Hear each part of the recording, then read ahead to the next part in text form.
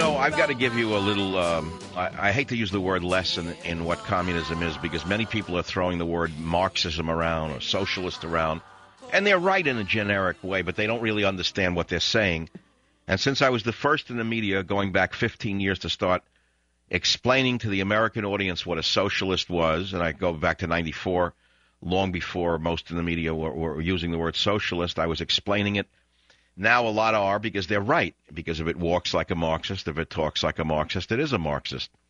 So you have czars surrounding Obama who literally openly espouse communist philosophy and hold up communist murderers as heroes.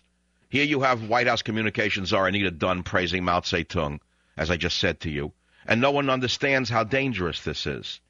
So let me give you a little history, about 5 seconds worth. It'll be more like 2 minutes worth. Maybe once a week I'll insert a little bit of knowledge into this discussion of what a communist is, what a socialist is, so that you can become better educated and perhaps better defend yourself against what has happened, what is happening, and what Obama wants to do to this country. And when I say what Obama wants to do to this country, I mean it very clearly. Why do I say that? Why would he appoint an overt Maoist as communications director unless he agreed with her?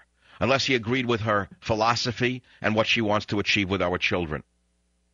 Why would there be so many czars who are anti-family, anti-church, anti-synagogue, anti-religion?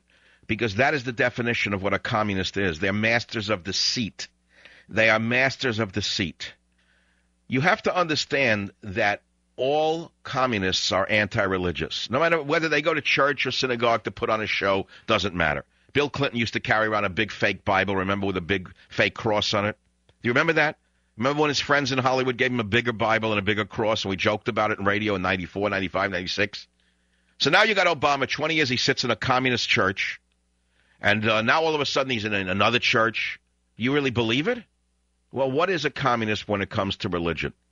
You have to understand that a true follower of religion, whether it be Catholic, Protestant, Jewish, Muslim, a true follower of any religion cannot embrace communism.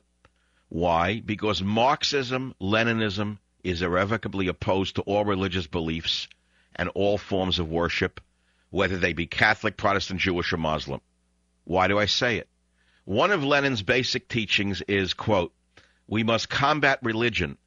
This is the ABC of all materialism and consequently of Marxism." He wrote, "The Marxist must be a materialist. That is an enemy of religion." And so in theory and practice, the communists make and made no distinction among any of the world's greater religions, as you well understand. Karl Marx described Judaism as antisocial. What you don't know is that we certainly know Hitler was anti-Semitic and it led to the deaths of 6 million Jews. That we all know. We all understand that. But you didn't know that there were Marxian tirades against Judaism that were equal in, let us say, in insanity, but not in result, thank God. Karl Marx himself described Judaism as antisocial. He described it as an expression of Jewish egoism. I can guarantee you that if you scratch the skin, and if you get under the skin of any leftist that you know, any supporter of Obama who says that he's not anti-Jewish, he's just anti-Israel, you will find that he believes in the same exact manner as Karl Marx did, that Jews and Israelis, Zionists, whatever you want to call it, are antisocial and egotistical. Now, the great civil rights leader himself, Martin Luther King Jr., said, "Make no mistake about it. Anyone who is anti-Zionist is anti-Semitic." I didn't make that up. That's one of the great quotes of the great civil rights leader himself, when he said, "Make no mistake about it.